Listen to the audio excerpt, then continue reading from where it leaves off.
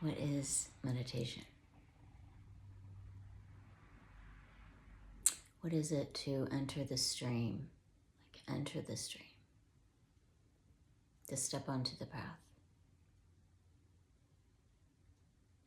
In every possible way, we usually begin with slowing the breathing, body, mind way down. Slowing everything down. In my experience, a continual tending to our natural pace has been the primary way to stay present. Our natural biorhythmic pace in the body, in all of the myriad ways that we move through the world in this body, like the activities, eating, computer work, communicating deeply, to our bedtime routine, like the routine that eases us into a deep sleep and lucid dreaming. So we're cultivating a daily rhythm of full immersion, right? Full immersion, working and moving through our life wholeheartedly, all in, right? And this becomes, when we tend to our spiritual practice, becomes a seamless practice. And the seamless practice reveals that thread at the center of our being. And the common, not so common word that's used is Samadhi. I like absorption or choiceless awareness.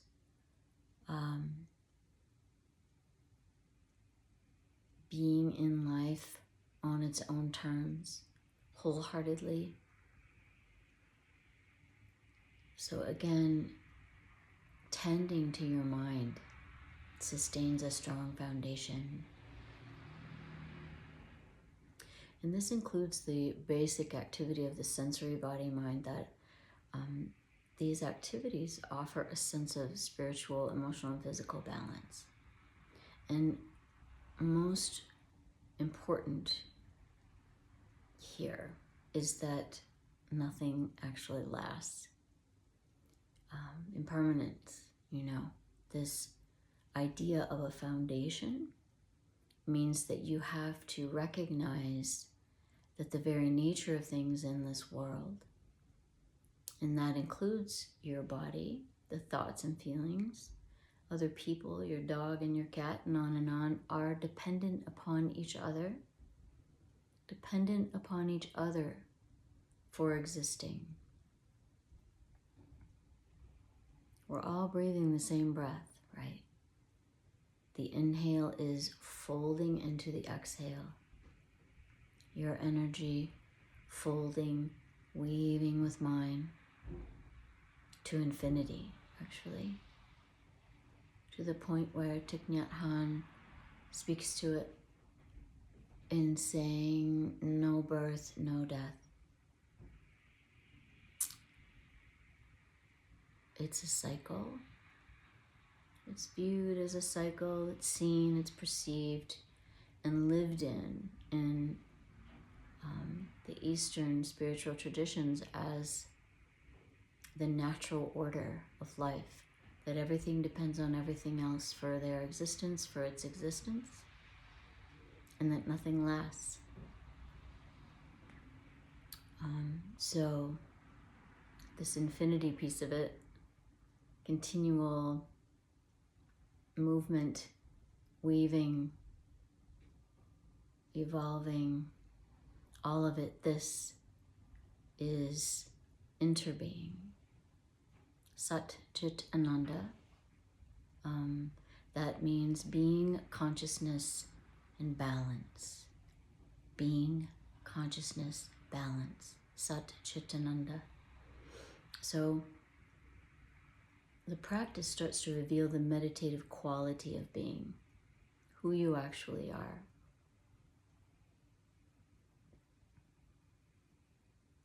So we're befriending our inner world while harmonizing the inner and outer through this perceptive awareness, right?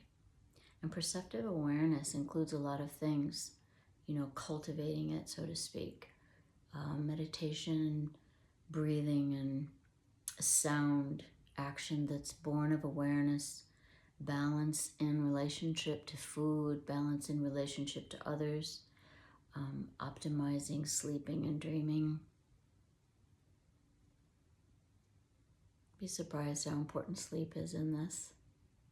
Like a balanced daily rhythm. So it's what Zen Master Dogen speaks to in this way. So I wrote this down. He says, by turning the desire to become into a celebration of what is, returning the desire to become, something else, something better. Right, wrong, back and forth, up and down, good and bad, all of this dual perspective that we live through, this lens, makes everything difficult and in conflict. And so he's suggesting that we remove the ideas about becoming and simply rest in who we are right now. And the way that I would put it is practice, is breathing in harmony. Breathing, living and breathing in harmony with the moment as it is. And as it is flowing and always moving and changing. And this comes actually as we harmonize our breathing body with our most natural biorhythmic pace. This is to live in accord with a natural inner balancing that happens as we start to listen deeply, listening to what is needed. It becomes alchemy in a lot of ways, and we can learn how to harmonize and balance through practices. Tea is my favorite. May not be yours, but it's a way, this acting in a way that is filled with intention. Yoga is the same way. Every action is filled with intention to be awake and aware. So the tea medicine, the tea intermingles within our expression of consciousness, and it's refreshing. It's like refreshing your recognition of who and what you are. It's a drink, right? It's refreshing. And it's referred to as medicine because it comes from mountains and trees and soil and sun and clouds and rain and dew. And we place water over the leaves, and the two become this elixir in a way. And then the way that we receive it and drink it and serve it to others is just this beautiful way to work with action born of awareness.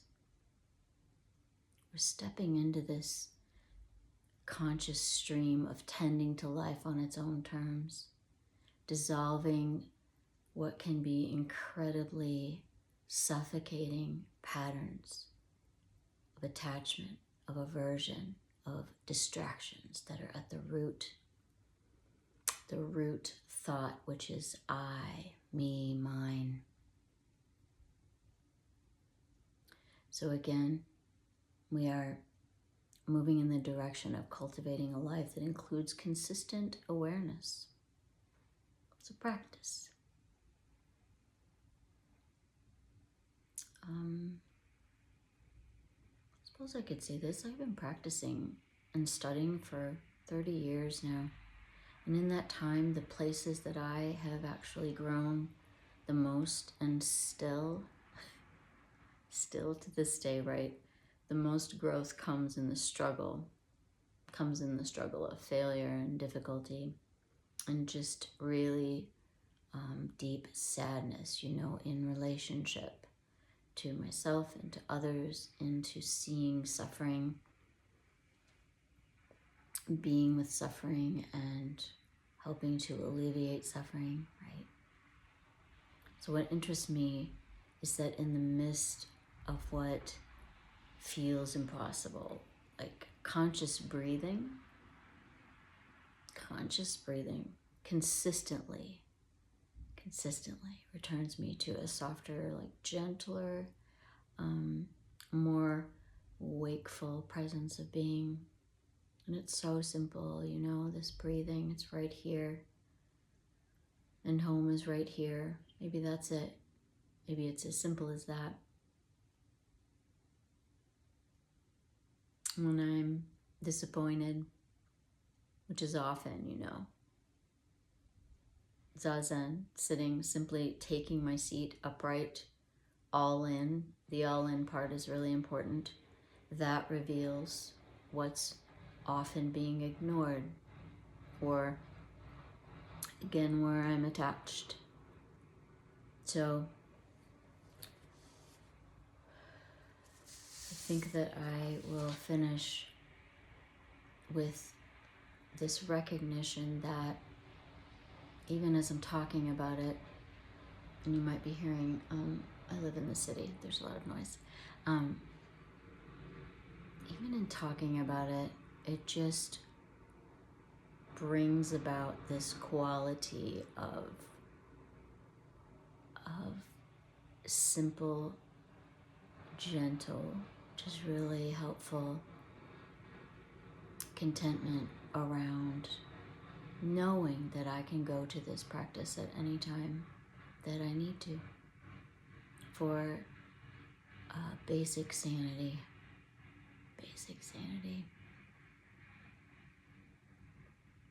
I think it's nice to remember that it also builds strength in our ability to relax in uncertainty. Like, continually remember that everything is coming and going.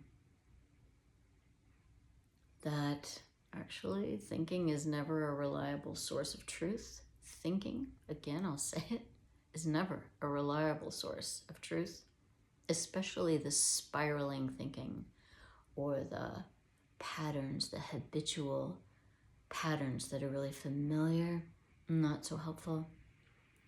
And in this, we begin to see all that break down and fall apart so that wisdom is revealed. And it's more balanced in uncertainty. So here I am simply meaning to introduce you to what I hope to express more vividly in an upcoming course. So this is a course of practice and study. I'm going to begin in January, and I hope you'll join me. Thanks for listening.